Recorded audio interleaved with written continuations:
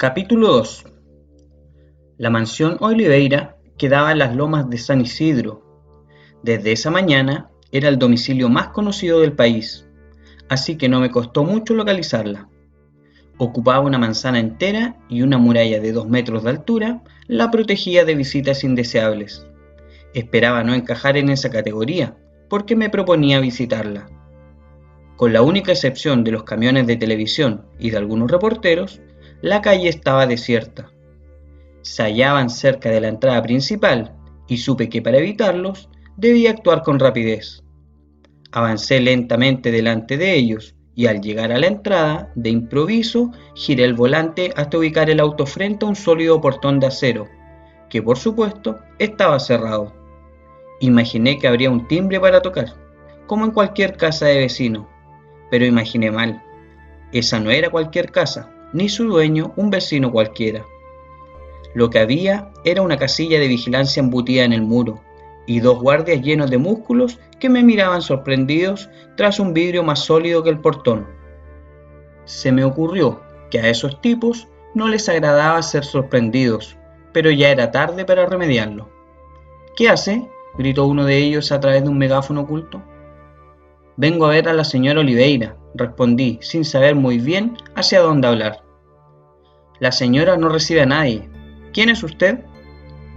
Soy el abogado de Taviani y puedo conversar con ella, o con ellos, dije haciendo unas señas con el pulgar hacia los periodistas, que empezaban a aproximarse. Usted decide. Había dado en el clavo.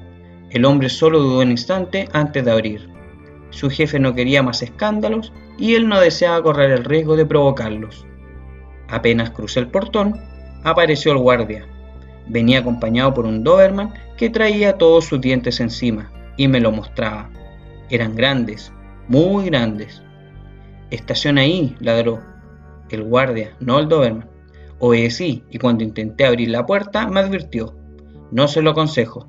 El gruñido del animal terminó de convencerme y permanecí sentado en el auto.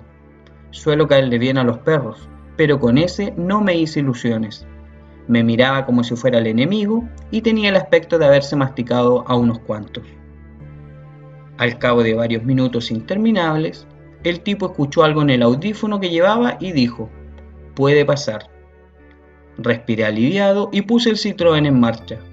Felizmente arrancó enseguida. El sendero, de pedregullo rojizo, se internaba en un parque arbolado que descendía suavemente hasta el borde de una barranca suspendida sobre el río. Allí se levantaba la casa, por llamar de alguna manera aquella enorme construcción blanca que resplandecía bajo el sol de la tarde. Oliveira, había que admitirlo, vivía bien.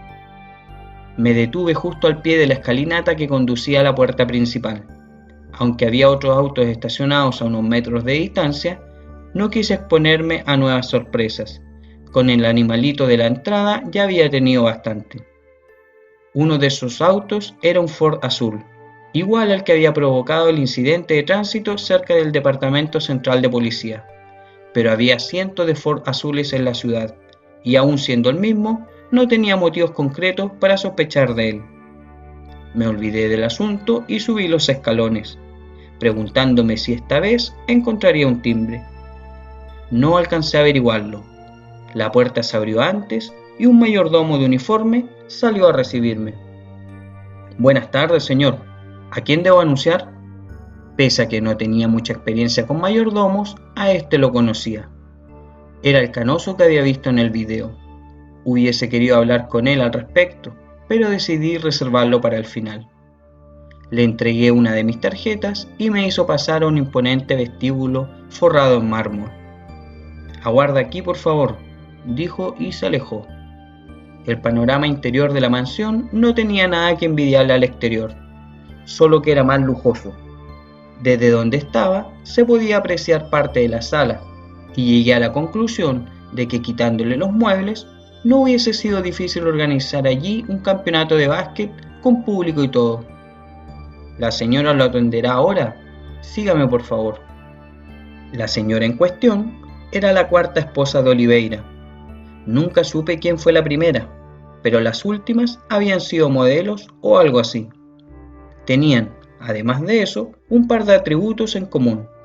Eran bellas y jóvenes, mucho más jóvenes que el empresario. Esta se llamaba Soledad y rondaba los 25 años. Él, en cambio, pisaba los 70.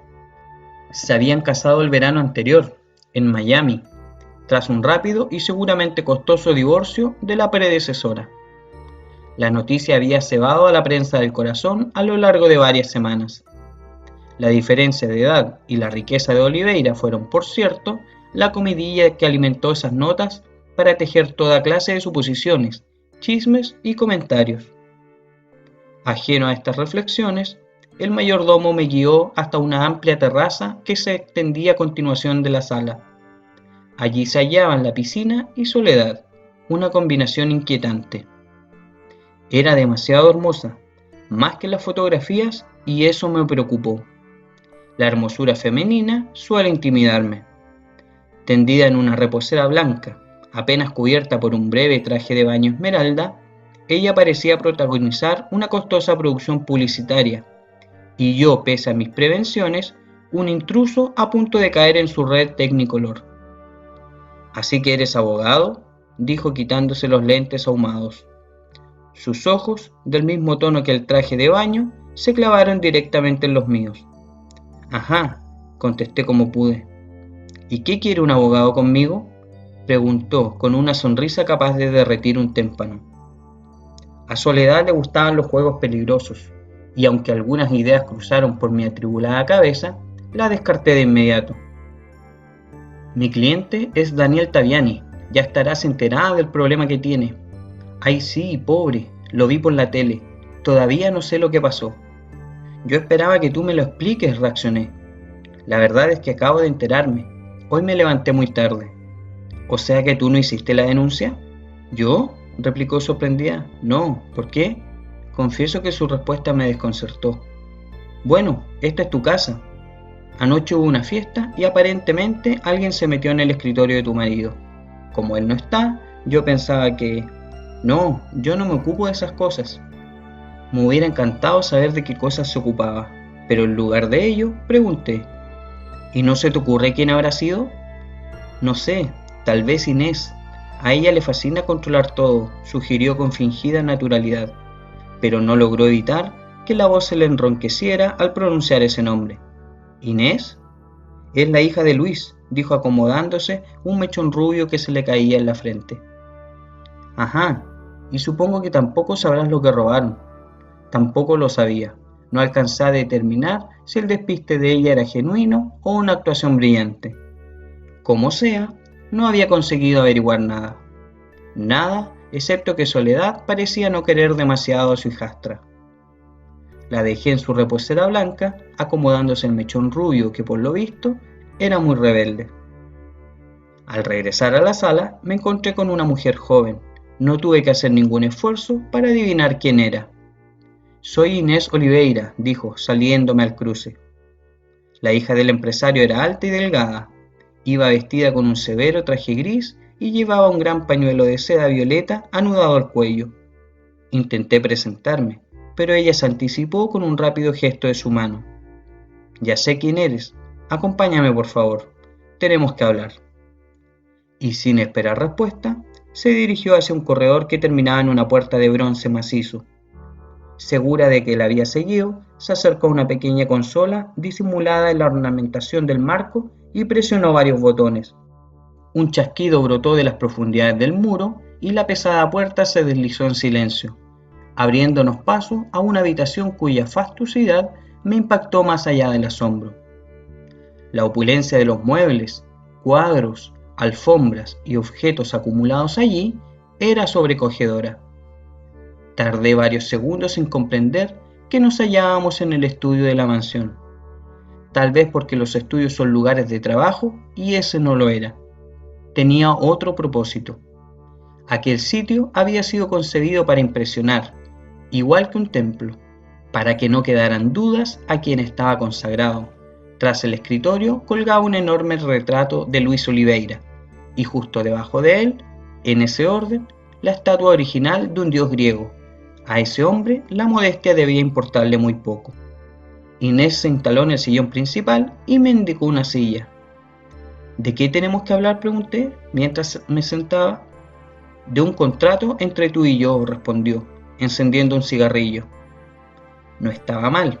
Había empezado el día sin trabajo y este era el segundo que me ofrecían. Ella señaló un cajón del escritorio y dijo: ahí falta algo y lo quiero de vuelta. Habíamos entrado en terrenos resbaladizos. La aceptación de ese contrato era lo mismo que admitir la culpabilidad de Taviani. Antes de rechazarlo, sin embargo, decidí averiguar qué pretendía. Así que falta algo, sugerí, con la esperanza de que me revelase de qué se trataba. Pero ella era astuta y se mantuvo en silencio. Porque recién estuve conversando con tu madrastra. Iba a decirle, pero su mirada helada me advirtió que no lo hiciera y me corregí a tiempo. Con Soledad, y ella no sabe nada de eso. Soledad nunca sabe nada de nada, exclamó, y tampoco debe enterarse. No sé si será posible. Después de todo, lo que había en ese cajón pertenece a tu padre y ella es la esposa. Eso no me importa, replicó, quitándose bruscamente el pañuelo del cuello. Yo soy la hija y la quiero fuera de esto. ¿Está claro? Lo que estaba claro era el sentimiento que se profesaban ambas mujeres, era mutuo y que por el momento no me convenía insistir en ello. El negocio es simple, prosiguió. Yo recupero lo que es mío y tú cobras una buena suma. El resto se olvida. La palabra negocio jamás me agradó. En un negocio siempre hay alguien que gana y alguien que pierde. Y en este asunto, tal como ella lo presentaba, no había dudas de quién salía perdiendo. De lo que no puedo olvidarme es del tipo que está en cana. ¿Qué pasa con él? Ustedes lo denunciaron, les recordé. Yo todavía no hice ninguna denuncia, así que no te costará sacarlo. La única condición es que la entrega la hagas tú. A mí y a nadie más que a mí. Suponiendo que sepa de lo que estamos hablando, respondí. Por supuesto, pero si lo piensas bien, estoy segura de que no te va a costar demasiado. Soledad no había exagerado. A la hija de Oliveira le gustaba tener todo bajo control. Apenas dejé el estudio, el mayordomo apareció de la nada para escoltarme hacia la salida. Mi visita a la mansión había concluido, pero no quería marcharme sin conocer su versión de los hechos.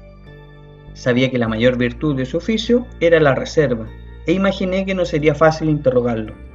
Al llegar al vestíbulo, no obstante, decidí intentarlo. ¿Usted descubrió el cajón abierto esta mañana? El hombre no me contestó, ni siquiera dio señales de haberme escuchado. Con gesto grave y distante, se limitó a abrir la puerta y deduje que tan pronto la traspase, la cerraría en mis narices para siempre, en castigo por la imprudencia cometida. Pero en lugar de ello, echó una rápida mirada sobre su hombro y la cruzó tras de mí. Luego, sin pronunciar palabra, descendió la escalinata a mi lado y recién cuando nos detuvimos junto al Citroën, dijo: En efecto, señor, fui yo. El tipo era el maestro de la discreción, pero, por algún motivo, estaba dispuesto a conversar conmigo. No era momento de indagar sus razones, sino de aprovechar la oportunidad que me brindaba. Y eso hice. Obviamente usted posee la clave para ingresar al estudio. Sí, señor, lo mismo que la señora Soledad y la señora Inés. O sea que cualquiera de ustedes pudo abrir ese cajón. Podría ser, pero no iríamos demasiado lejos.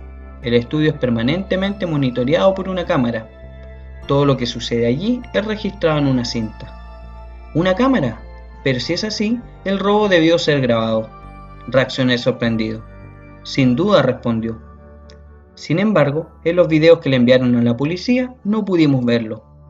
Por supuesto, supongo que esas cintas fueron enviadas a la policía por el personal de seguridad y ellos no controlan ese circuito.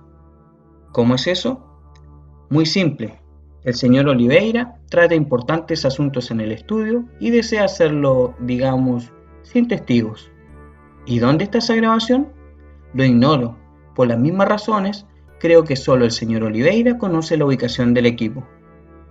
Comprendí que había llegado a un punto muerto con ese tema y resolví retomar la conversación inicial. Bien, volvamos a lo del cajón. Entonces, ¿qué hizo usted al encontrarlo abierto? Le informé al señor Oliveira. Se encuentra en el exterior, pero tiene un teléfono satelital. ¿Y él le pidió que hiciera la denuncia?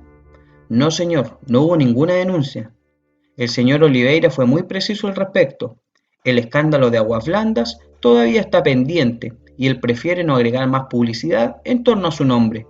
Pero alguien se ocupó de divulgarlo a los cuatro vientos, apunté.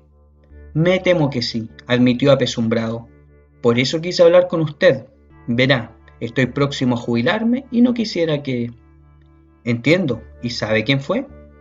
No, señor, y es verdaderamente inexplicable.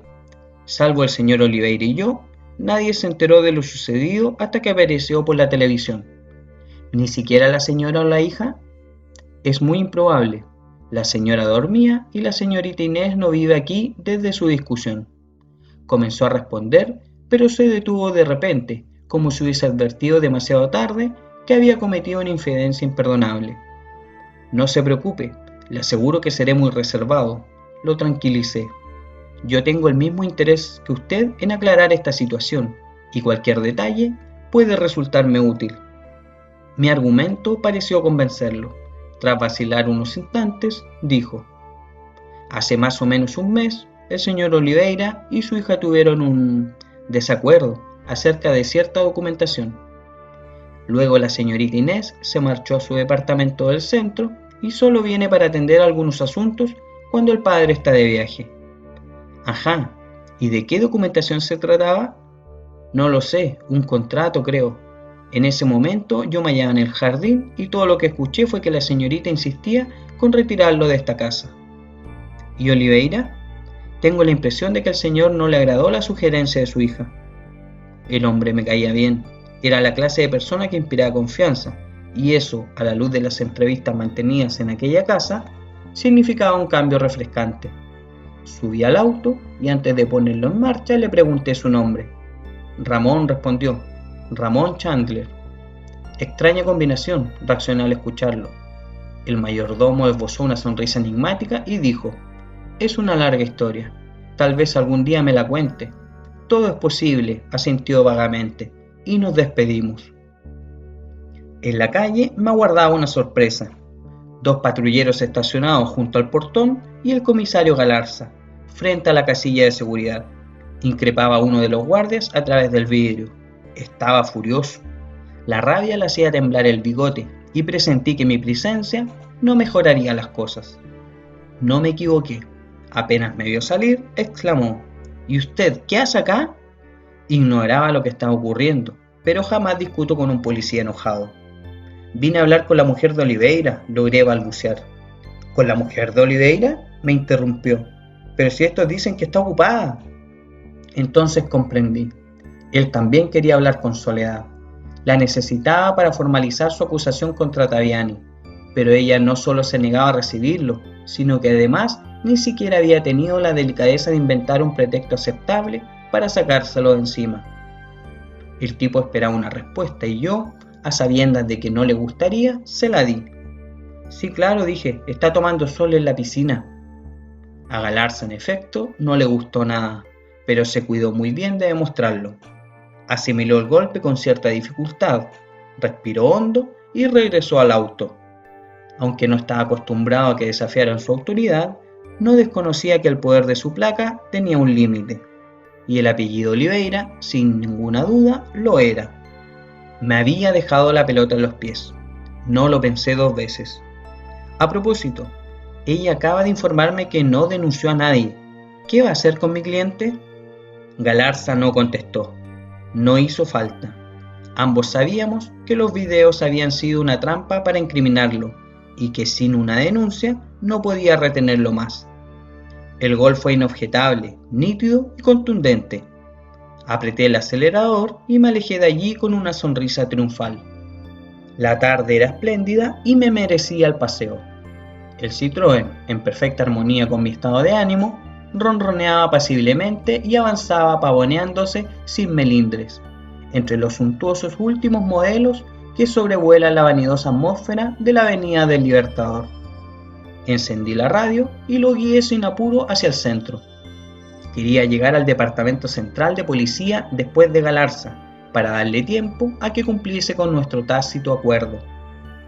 Al llegar a Olivos, sin embargo, una sombra amenazadora, fugaz como un fantasma, refulgió en el espejo retrovisor. A 30 metros, asomándose detrás de una enorme camioneta japonesa, creí percibir la inquietante trompa del Ford azul. Fueron apenas unos instantes y no estaba seguro de lo que había visto, pero bastaron para ponerme los nervios de punta. El tamaño de la camioneta me impedía distinguirlo, y el incesante tránsito de la avenida no me permitía cambiar de carril para desechar o confirmar mis sospechas. De repente, algo sacudió mi atención. Era una voz imperiosa que reverberaba en el habitáculo del auto. Enseguida comprendí que la voz era lo de menos. Lo que contaba era lo que estaba diciendo. Un locutor había interrumpido el programa de radio con una noticia urgente. Cable de último minuto, en el caso Oliveira. Estamos en condiciones de informar que el conocido delantero Daniel Alfredo Taviani acaba de ser liberado por falta de pruebas en su contra. Reiteramos, Taviani ha sido liberado. Como se recordará, el popular deportista. No escuché más. Galarza se había adelantado y desde el mismo patrullero había dado la orden que yo esperaba. Esa novedad disipó mis temores, ahuyentó fantasías nefastas de mi cabeza y adormeció los delirios persecutorios que me acosaban. Un hueco en el tránsito vino a reafirmar esa impresión. La camioneta japonesa se desvió hacia la izquierda y pasó velozmente a mi lado. Ningún Ford azul la seguía, o había desaparecido o nunca había estado allí. En todo caso, ya no importaba. Mi tarea había concluido. Taviani me había dejado, junto con sus números telefónicos, un mensaje en la contestadora de mi oficina. Hola Nico, habla Daniel. Ya estoy en casa. Mañana pasaré a verte, pero no quería dejar de agradecer lo que hiciste. Aquí está Pilar que también tiene algo que decirte. Luego de varios segundos escuché. Gracias, muchas gracias. Eso fue todo, 3 palabras. La mujer era frugal. Conociéndola, imaginé lo que debió costarle hablar con un aparato y valoré su esfuerzo. Eran más de las 6 de la tarde y no tenía nada que hacer. Así que tras copiar los números a mi agenda, bajé al bar. Pepe, acodado en el mostrador, miraba la tele. Me senté en una banqueta e hice lo mismo. Aunque estaban refiriéndose a la liberación de Taviani, él no mencionó el asunto. Solo dijo, hoy invito yo. ¿Qué deseas? Tenía hambre y el pastel de manzana se veía muy tentador, pero no quise abusar. Un café, respondí. Pepe se puso el paño de cocina al hombro, giró hacia la máquina y preparó el café. Luego, sin abrir la boca, me sirvió una porción doble de pastel.